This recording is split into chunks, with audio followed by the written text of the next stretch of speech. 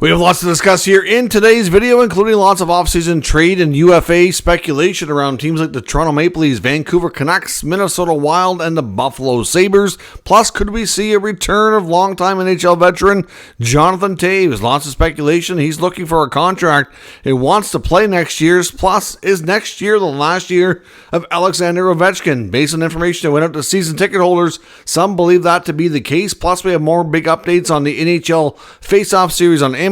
We have another team eliminated from the playoffs as the Panthers punched their ticket to their third straight Stanley Cup final, which concluded with a really awkward conversation with the two coaches, Brind'Amour and Maurice. We'll discuss what we think they were talking about and kind of analyze that coming up next.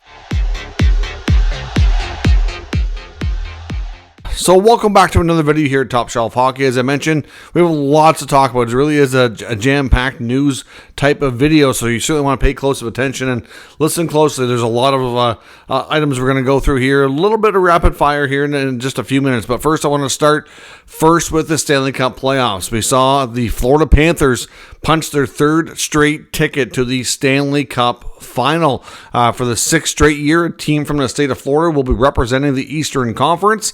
An absolute, real clinical here of how this team has been so dominant. The Florida Panthers really walk the line, sometimes cross the line as far as the rules go, and being such a in-your-face physical kind of team, but man, they might be a team of bullies, but they get the job done, and they're really, really tough to beat. So they're going to the finals after eliminating the Carolina Hurricanes last night in a Game 5 scenario. So they win that series 4-1. The Canes had a real good start, real good first period, a couple of goals from Sebastian Aho. Things were looking good for Carolina to survive, but there was a small breakdown and probably a 5-minute span in the second period. The Panthers had previously been kind of slowly kind of building up. The Canes even had a decent start to the second too, though. But all of a sudden, it was, before you knew it, within 5 minutes, it was 3-2 Florida. It was just bang, bang, bang. 3 goals in like 4 minutes. The first two came like 30 seconds apart. Absolutely game changer right there. In the third period, Seth Jarvis does get it tied up 3-3, but then Barkov makes an amazing pass late in the third with about, I think it was around 7 minutes left to Carter Verhaeghe, who's just absolutely clutch in these moments, getting another series clinching goal for him. I think that's his third or fourth one. And the Panthers take the lead. The Canes are not able to get it tied up.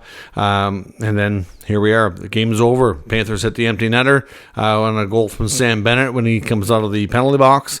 The Canes even had a 6-on-4 there to try to get it tied up, and unfortunately could not get it done. The other part of this game that was interesting was after the game was over, the handshake line starts. Of course, one of the best traditions in sports, in my opinion. These two teams can go head to head, an absolute battle out there. The things they do to each other, but then when they're done, to shake each other's hand. It's just one of those good sportsmanship, best traditions in sports, in my opinion.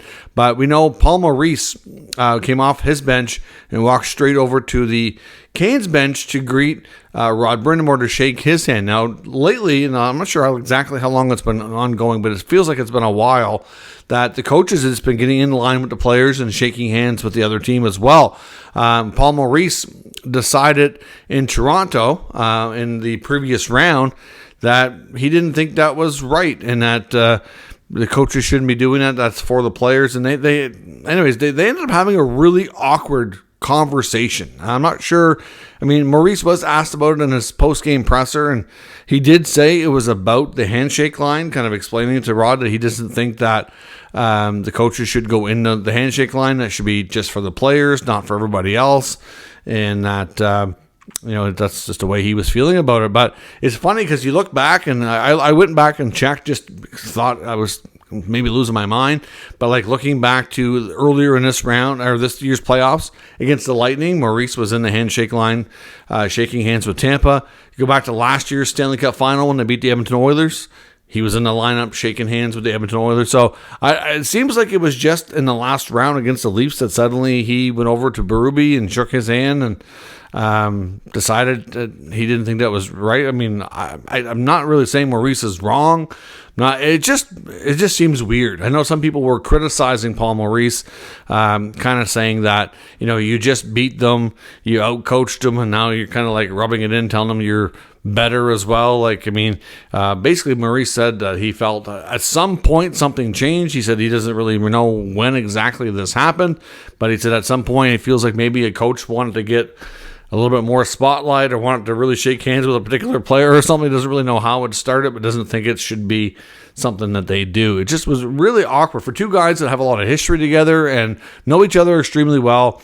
It just looked like a really awkward conversation. So I'd love to know what all of you think about it as well. So make sure you leave a comment in that regard. We get some news today as well regarding the Amazon series called NHL Face Off Inside the NHL. Season 2, which will be coming out this fall. Of course, this year when the NHL season was getting started around October, I believe is when season 1 was released.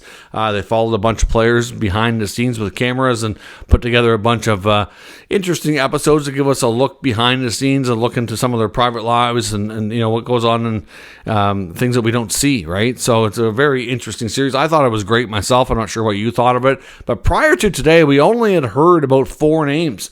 So I was wondering either it was going to be a shorter series or a shorter season or just less interesting or what have you. But we'd only heard about the original guy they confirmed was Brady Tkachuk, Senators captain. Then they confirmed Seth Jarvis, who I think would be interesting. He seems to have a lot of personality.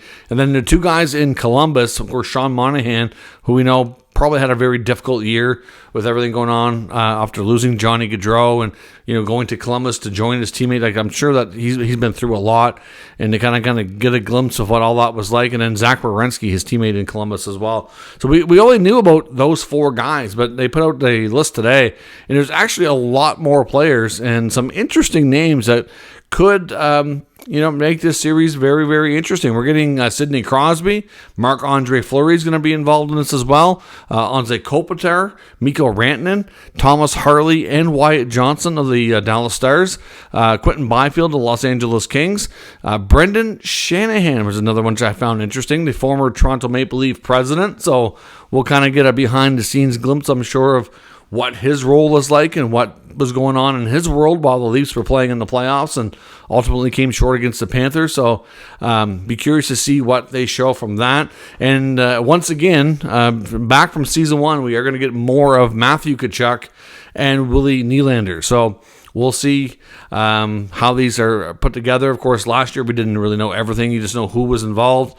Then they'll put together these clips and different episodes focusing on different things. And I thought it was a pretty cool, interesting series myself. I'm looking forward to seeing season 2 this fall. Now, as I mentioned, we have a lot of other news items here before we get into the offseason speculation, so we're kind of going to go through these a little bit rapid fire, but there's a lot to digest here, so certainly pay close attention. So is this going to be the last year for Alexander Ovechkin coming up this fall?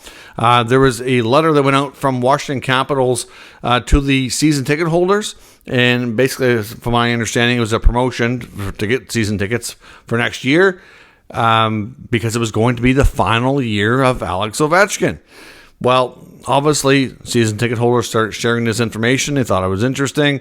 It made its way through the public, social media, and then the Capitals had to put out a social media post confirming that this email to season ticket holders was actually sent in error and that no decision has been made on the future of Alex Ovechkin. Now, we do know it's the final year of his current NHL contract. We do know that he's been vocal in the past saying that before he retires, he would like to play in Russia in front of his family and friends over there. We know he beat the Wayne Gretzky all-time goals record this year, so that's in the history books. We know he's got a Stanley Cup. Is there really much left for him to accomplish besides maybe trying to see if he can win another championship? I would personally, given his age, everything he's accomplished, I'd be a little bit surprised if he did continue playing in the NHL, but at the same time, I wouldn't be. It's one of those things that when I heard the news, I was like, oh, okay, well, that makes sense. I'm not shocked. I know he wants to play in Russia for a year or two before he's all said and done, so, this isn't surprising news. But then to hear that it was an error, I was like, okay, well, it's also not completely surprising that he hasn't completely made up his mind yet. So I kind of wonder, maybe he has made up his mind and maybe they just weren't supposed to release it. Either way, it's some interesting information that's out there. If you see this about Ovechkin's last season, it's supposedly an error, but we'll wait to be seen. It's not, I guess saying it's an error is mainly because a decision hasn't been made as of yet. So we'll see what happens there. New York Islanders introduced their new GM today. Matthew Darche, formerly of the Tampa Bay Lightning, held a press conference to be introduced to the media and fans and said a lot of great things. I think a lot of people were quite happy with what he had to say. Certainly confirmed that he wants to build this team through player development, draft and develop. I mean, they obviously, don't have a lot of people and players that have been drafted and developed and become long-time impactful Islanders. There is a few on the roster, but not nearly enough. So that is going to be a big focus of this team moving forward.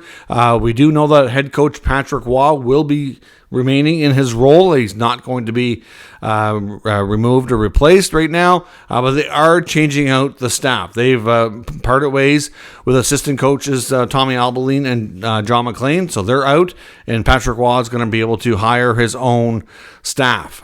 So I suspect, obviously, he'll get to work on that. I know there was one of his longtime friends and somebody he worked with in the Ramparts that was linked to the Islanders when he was first hired there. I suspect he'll probably come on board now, and we'll have to see who else might be around. But Patrick Roy will get a new staff, and they are putting together a whole new coaching staff for their team in the American Hockey League in Bridgeport as well.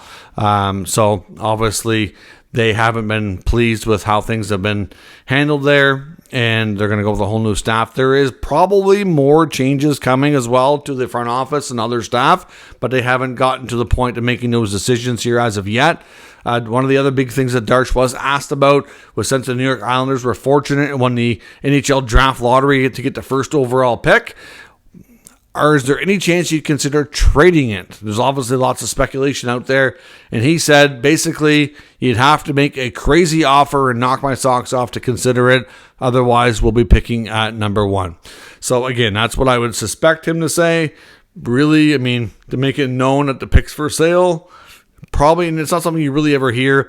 And even though there's always lots of chatter around the draft for some of these high picks, especially first or second, the asking price is usually so incredibly high that you never see it. Top 5 picks are rarely ever moved. So we'll see what happens. But overall, I think he made a good impression on the fan base, and I think the fans seem to be happy with the direction and the selection of Darche as the new Islander general manager. Montreal Canadiens young phenom rookie Ivan Demidov has been acknowledged today, winning the KHL Rookie of the Year. Of course, Ivan Demidov has decided to not go back to Russia this year and is remaining in Montreal.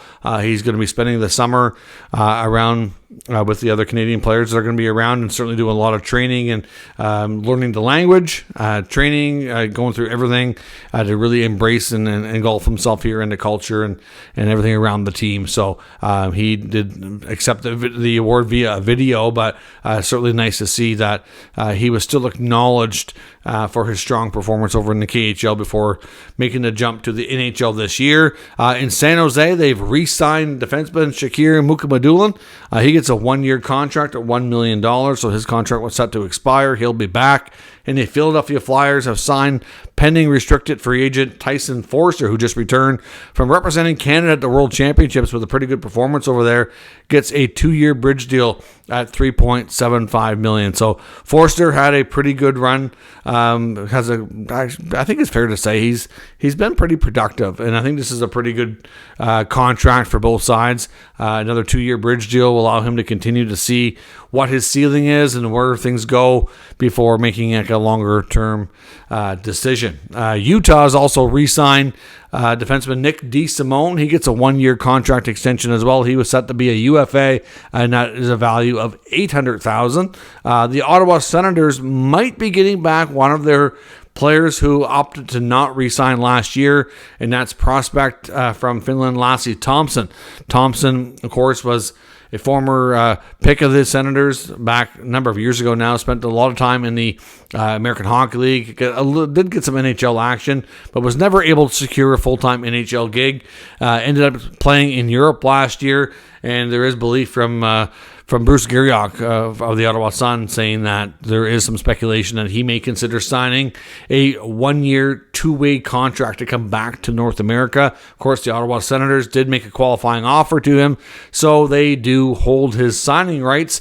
So if he's going to come back, he will be a Senator unless they opt to trade him. So we'll see, but it looks like he might be making a comeback. Now, speaking of comebacks, could we see former Blackhawk Captain Sirius himself, Jonathan Toews, return to the NHL next season? It sure sounds like it's a really good possibility. We had heard some rumblings and speculation about this throughout last season. There was some talk that he was getting closer to being ready to do that. There was even some that wondered, would he consider signing and coming back before the trade deadline with a playoff team so he could actually get into the 25 Stanley Cup playoffs. But that was not to be, never happened. He wasn't quite feeling like that's something he wanted to do, wasn't ready to do just yet. But Jonathan Toews, according to reports today, have indicated to his agent, Pat Brisson of CAA Sports, that he would like to return to the NHL and has requested for him to seek out a contract for him for next season. So there's lots of rumors flying around about where could Jonathan Toews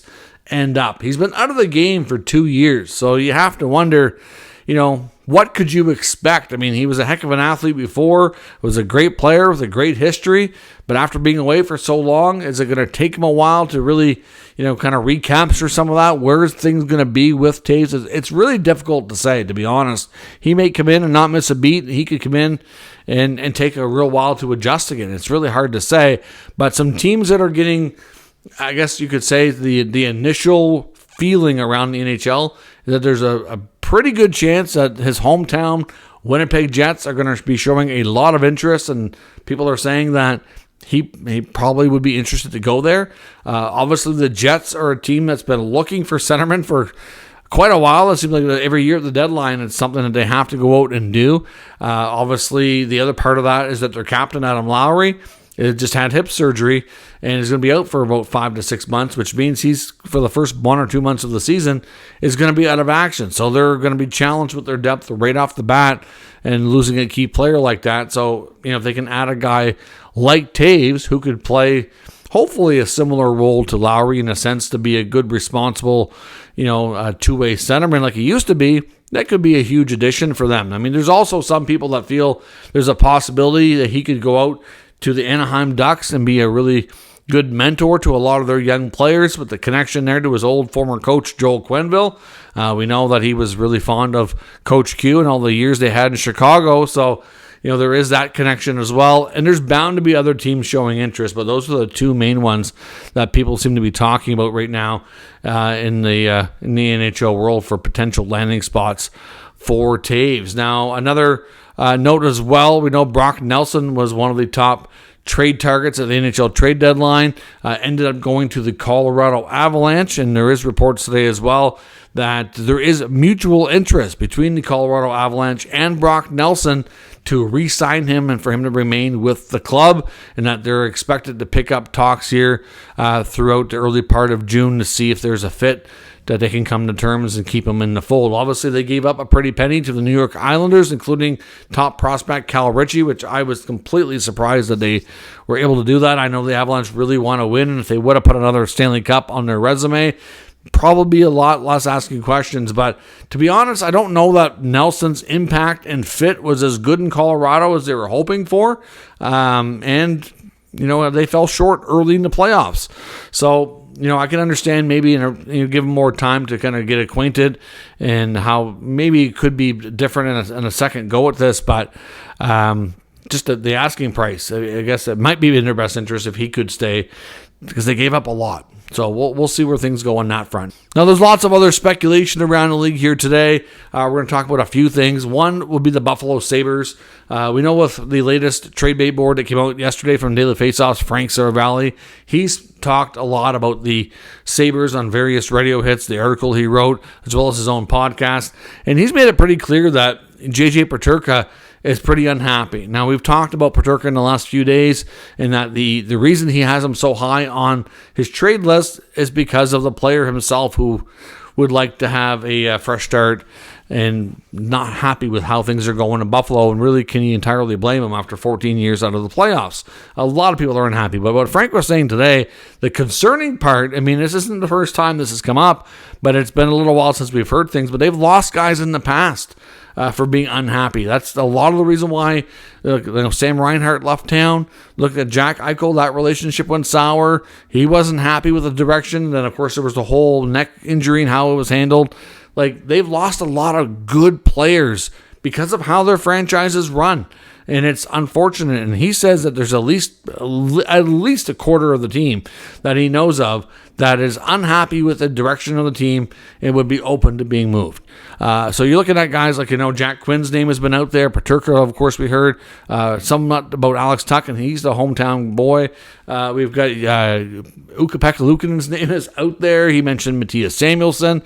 He said he even kind of wondered if they could pull off a bigger trade involving a player like an Owen Power, which is probably a little bit less likely, but he said Kevin Adams is fielding a lot of different scenarios right now, and there's a lot of unhappy pieces there. So it's really going to be curious to see how things play out with the Buffalo Sabres. He's got work to do, and if there's that many people unhappy, it's going to be really, really challenging to get them to come back in next year and really make progress. So we'll see what happens. But the Sabres are definitely going to be a key team to watch in the offseason.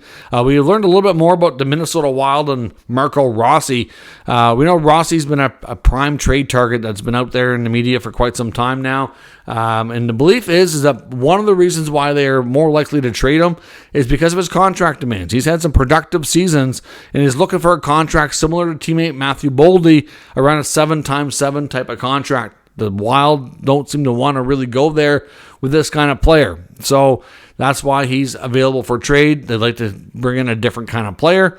I think they're open to some different options, whether it be another type of center, maybe a winger, a defenseman. I don't think they're completely sold on exactly what they want, but they would like a player who could be impactful to their roster somewhat quickly. I know with the Buffalo Sabres, would they consider Rossi for one of the guys that are unhappy there, whether it be Bo Byram or Peterka or one of those guys. I mean, I'm not sure. Like, that would be, if they could get Peterka, that would almost seem unfair, to be honest. Adding him in with Boldy and Kaprizov and all these other top-notch scoring wingers, they could really win that trade. I think Rossi's a good player, but I'd probably take Peterka in that deal myself. But that's why Rossi's name is out there so much. So if you're looking at Rossi being a trade target for your favorite team, that's probably what it's going to cost you is going to for a contract when you acquire him, and then you're going to have to give up a really good younger player to make it happen. So it's going to be interesting. I know the Canucks are a team that's been mentioned to some degree. Montreal, we've heard. There's a bunch of others out there. Really, like, he's a good young centerman, smaller in stature. And that's what he's looking for. So we'll see. Minnesota will have to make a decision on there in the next month for sure. And in Vancouver, some talk from Sarah Valley as well around Thatcher Demko. He mentions him in the Trade Bait Board article that came out yesterday, citing the fact, which is pretty, not going to surprise anybody, but we all know that Thatcher Demko has had quite the medical history and quite the injuries on his resume. So with all the injuries he's been through and the fact that he's entering the final year of his contract, and you throw in the other fact that they signed Kevin Lankinen like a starter for a longer-term contract this past year, is Thatcher Demko's time in Vancouver coming to a close? Now, there's some that think that maybe there's a chance they don't do it and that he stays and they have Demko and Lankinen as their tandem this year, but then he's heading towards UFA status. And if you're not trending towards re-signing him because of your concerns over his health and his injury history, wouldn't it maybe make more sense to trade him? And a good landing spot, according to some, and what Sarah Valley mentioned, which makes a lot of sense to me, is maybe the Philadelphia Flyers. We know Thatcher Demko appeared to be quite fond of head coach Rick Tocchet, who's now the coach in Philadelphia. The Philadelphia Flyers have had a lot of goaltending issues and don't really have, in my opinion, a clear-cut starter moving forward. Maybe they make the trade between the Flyers and the Canucks to bring Demko in, and he's got a shot to be the starter there to see if they can get his health under control and to see how things might play out. I mean, it might be a move that's a little bit risky, but worth taking if you're Philadelphia. They probably do have some players there that maybe become interesting to Vancouver, whether it's I don't know if they want to go with like Owen Tippett or something, but I know that the Canucks need scoring wingers and they could use a centerman. So I'm not really clear exactly what Philadelphia would have to give up, but something decent along those lines. But yeah, there's certainly a deal there that might have to be made. In Vancouver, to me, I think it's important to make a decision on Demko. You either extend him or you trade him. Goalies are tough to trade in season, so I think if you don't do it and you keep him around, it could be risky. So we'll see what happens. At the same time, you don't want to trade him and have him get his health figured out and be a star goaltender somewhere else. So it's a tough decision that you have to make there. And lastly, with the Toronto Maple Leafs, like I mentioned, we had a couple of press conferences today. One with the Islanders, one with the Leafs. Brad Treliving finally spoke to the media. I did put out a video earlier today kind of recapping what he was saying. But one of the things that was the most interesting was the fact that he says they need to change the DNA of the team. There's some people wondering if this was a little bit of a shot taken at star winger Mitch Marner. Of course, we know the DNA needs to change. How he says that, when the big moments, you have to embrace it, not let it get to you and have you crumble under pressure, basically. And that seems what happens with Mitch Marner. Mitch Marner's a heck of a hockey player. 100-point season, regular season, stats are incredible. Even in playoffs, you look at games like 1, 2, 3, 4, they're all, usually he does a lot better. When you get to the closeout games, that's when he seems to struggle and he becomes a ghost or just makes mistakes and whatnot, right? So it's just weird how the pressure does seem to get to him. We know there's a lot of uncertainty of whether or not he's going to remain in Toronto. One of the other things, of course, that Treliving was asked point blank is there a guarantee that you can give the fan base to say that by July 1st, Marner and Tavares will at least receive contract offers from the Toronto Maple Leafs? He said no. I mean, it doesn't mean that they won't, but he's not willing to go out there and say, yes, I guarantee you that at the very least we're going to make an offer. He said that he and Mitch had a conversation recently during their exit meetings. He said that things were very emotional, and are you really going to have emotional conversations? Usually when those are happening, you're not in a good place. And if you're not in a good place, that tells me that you're having a tough time coming to grips with leaving. So as everybody has been kind of come to the conclusion here recently, it sure seems like it's pretty likely Mitch is going out the door in Toronto onto a new team. Of course, we've heard as well about potential sign-in trades. We mentioned Vegas the other day. Another one that's come up from NHL insiders like Frank Saravalli. He mentions he wouldn't be shocked to see the Anaheim Ducks try to pull off this move either.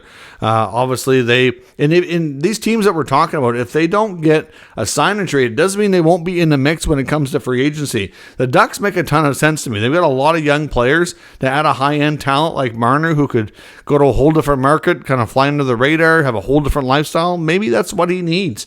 I don't think it'd be all bad for him in that sense. So, I know Chris Johnston, a well-connected insider, who probably more connected with the Leafs than other teams, said that he thinks it's pretty unlikely that we're going to see a sign-in trade. That Marner and his camp probably wouldn't really go for that. That they seem pretty intent on going to market for July 1, which tells me that the 8 years that he could get from Toronto is probably, at this point, it sounds like it's not the most important. At least that's, I think, a fair conclusion for me to make, given the fact that if he knows on July 1, even if he signs in Toronto, he's not getting 8 years. To get the 8th year, you got to sign before your contract's officially fully expired. So that would have to come before free agency opens. So if they want to go to market and they want to speak to other teams and they want to have that official open communication, it's going to be 7 years max. So if he's only getting a 7-year term, maybe a sign-in trade's not going to be something that's important to him, and these rumors we're hearing about it aren't really going to be something that we see happen. Now, I understand if he wanted to do the Leafs a solid and be like, listen, I can tell you for sure I'm not re-signing. I want to move on. I think I need a fresh start. If you want to talk to here's a team that I would want to go to, if you can work out a sign and trade to get something in back, do it. But all indications are that that's probably not going to happen. I don't think he's too worried about that. So, we will see what happens. But Vegas and Anaheim are definitely teams that we've heard. I've heard some insiders say that if Mitch had his way, teams like Tampa and Florida would be places he'd be interested. Obviously, the no state tax, the lifestyle that goes with it, probably something that would be intriguing, but we'll have to wait and see. I think there's going to be a lot of teams want to talk to Marner and his agent. They're not going to have any shortage of interest. There's no doubt about that. But honestly, the Ducks make a ton of sense for him, and that would not be the least little bit surprising if he did possibly end up there, whether it's sign and trade or just as a UFA signing. Let me know your thoughts on all of today's news and rumors in the comments. We'll discuss further. If you're new to the channel, make sure you subscribe and stick around. We'll keep you up to date with the latest news, rumors, and analysis of all 32 NHL teams. Thanks for watching. I'll catch you next time.